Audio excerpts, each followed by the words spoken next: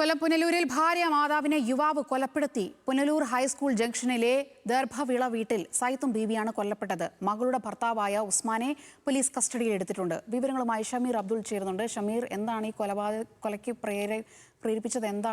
എന്തൊക്കെയാണ് പോലീസിൽ നിന്നുള്ള വിവരങ്ങൾ?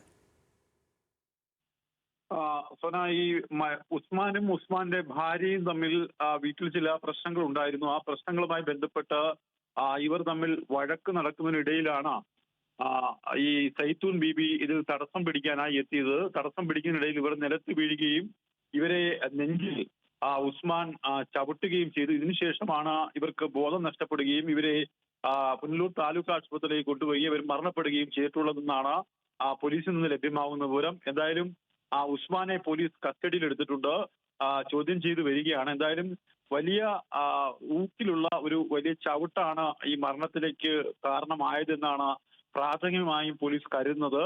എന്തായാലും പോസ്റ്റ്മോർട്ടം നടപടികൾക്കായി മൃതദേഹം പുനലൂർ താലൂക്ക് ആശുപത്രി മോർച്ചറിയിലേക്ക് മാറ്റിയിട്ടുണ്ട്. ശരി ഷമീർ.